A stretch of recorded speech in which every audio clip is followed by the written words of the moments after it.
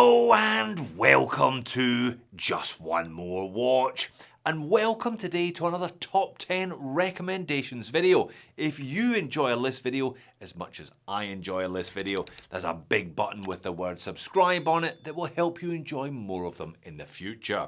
Today it's integrated bracelet sports watches between $100 and $1,000.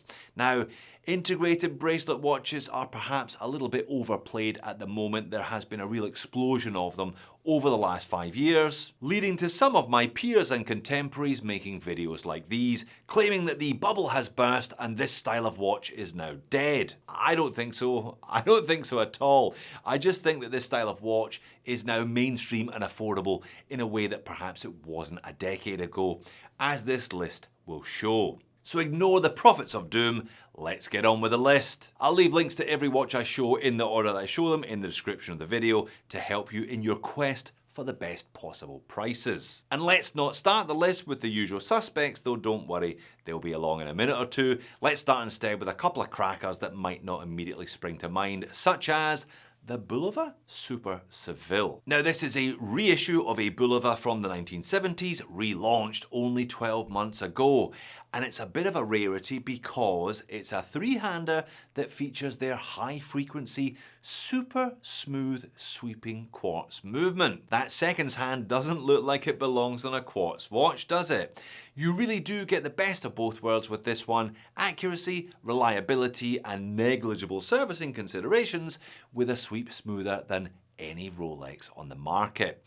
I reviewed the green one, as you can see, but if I was buying one of these for myself, I would go all in with the gold version. Gold, green, blue, all available for under $500 US on eBay. What about something next from the microspace? Integrated bracelet watches have become de rigueur for small brands too. Check out the Brew Metric. Now technically this is not actually an integrated bracelet, but it was very much designed to be worn on the bespoke bracelet and is not sold any other way. These are very cool little watches. They come in several different colours, including black and gold. And if this particular one doesn't quite tickle your fancy, the brand has released another couple of slightly similar but also slightly different models recently as well. Everything shown here costs between just under $500 to just over $500. What about something a little bit cheaper though? And what about proof, as if it were needed, that the integrated bracelet sports watch is most certainly not dead? In 2025, when Casio launched their first ever mechanical watch, they chose to launch an integrated bracelet sports watch, the Edifice EFK 100, and it has gone off like a frog in a sock, becoming a bit of a must-have for affordable watch collectors around the world. I was lucky enough to get my hands on a couple of samples of these just as they were being launched earlier this year.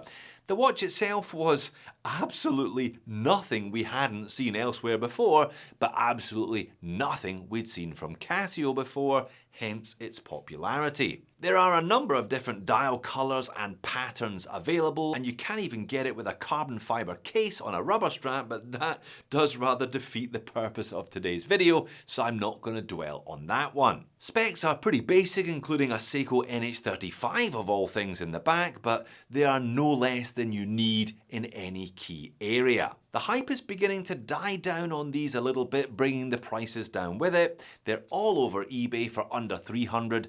I found this one from a Spanish dealer though that I bought heaps of watches from for under $250. From one Japanese powerhouse then to another, and definitely one of the aforementioned usual suspects, it's the Citizen Tsuyosa. These are really good, they have all the right specs, they wear really nicely, and they have great pricing, and have done really well as a consequence of all of those things. You can always tell when a watch is doing well because the brand goes on to release them in every colour under the sun, which is exactly what Citizen have done with this Tsuyosa. Now the movement at the back of these is nothing special at all, it's a basic Citizen Miyota 8000 series. But the watch features sapphire crystal, decent lume, a neatly integrated crown at 4 o'clock, and a President bracelet that, as discussed, is very comfortable. The best bit about these though, apart from the choice of colours that is the price. $230 will get you pretty much any one of these you care for. And as much as I am a die-hard Casio fan, if I could only pick one watch between the Edifice and the Suyosa, I'd pick the Suyosa. Okay, let's head back to Microland and take a look at the Main Manhattan. If you didn't know it, Main are a Swedish watch brand inspired by New York's Dutch colonial period. Yeah, I never understood that myself either. Regardless, their Manhattan is a fine example of the integrated bracelet micro brand watch. They do this one in two sizes, 37 and 40, and in a bunch of different, fairly tasteful colorways. You can spec up to a top grade Sellita SW200 if you want to, but that does rather breach today's budget, as do the ultra thin versions and special editions. In fact, we are getting pretty close to our budgetary, why did I put that in there?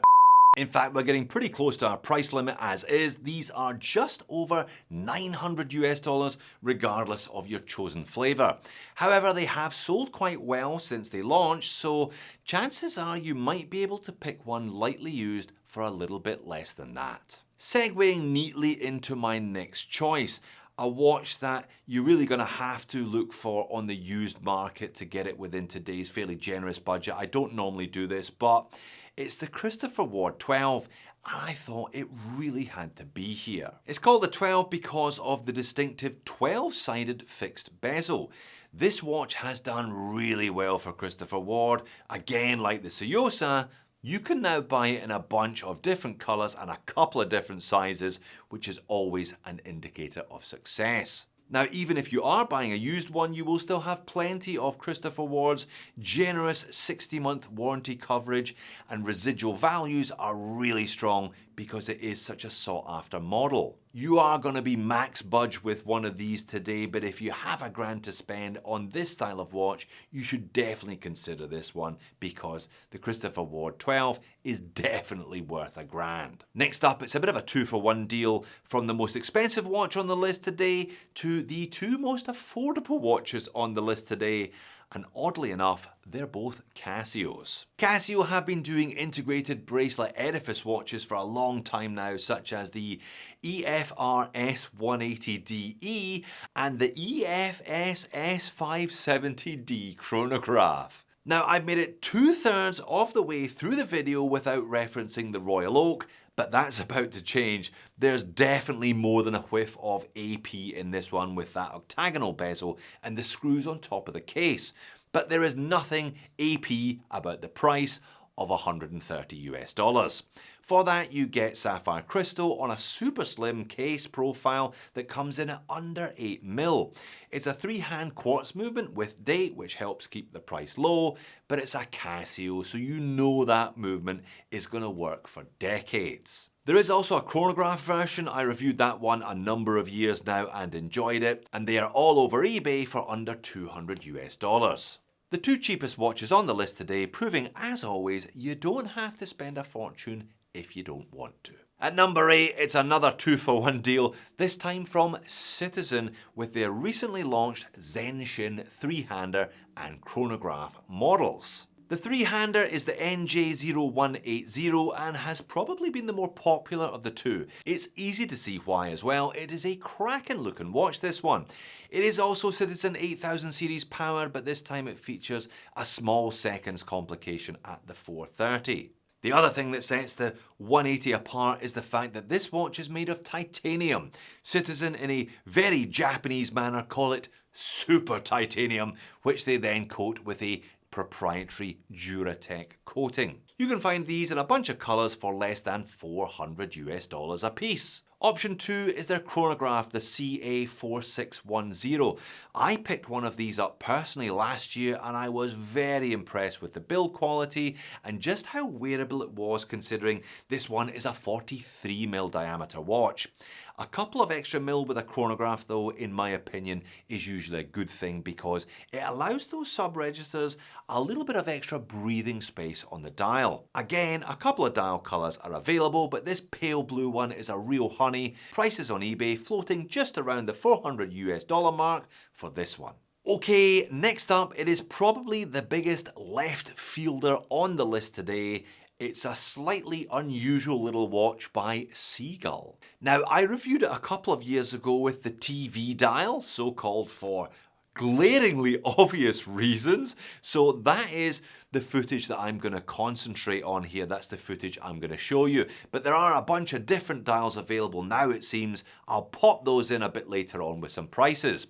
This one is kind of similar in size anyway to the Brumetric that I showed you earlier on. It's 36mm in diameter.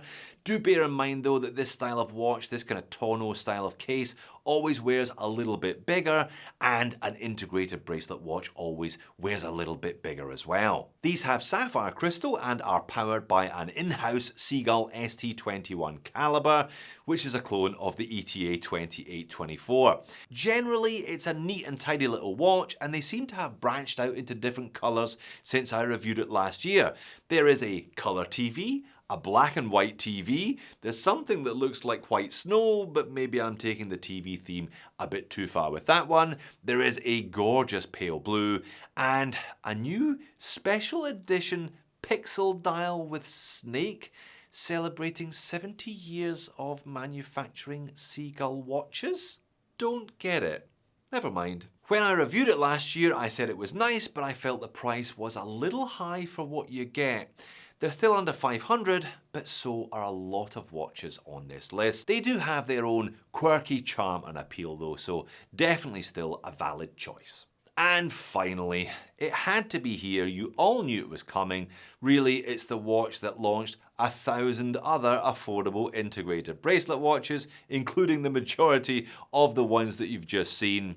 It is, of course, the Tissot PRX. The PRX is a faithful reissue of an integrated bracelet sports watch by Tissot from the 1970s, which was the first time, by the way, that this style of watch had a moment. Launched initially in 40mm quartz, followed by a Powermatic 80 automatic option of that 40mm case size, followed by a 35mm quartz and auto, followed by a 42mm chronograph, followed by a million different colours.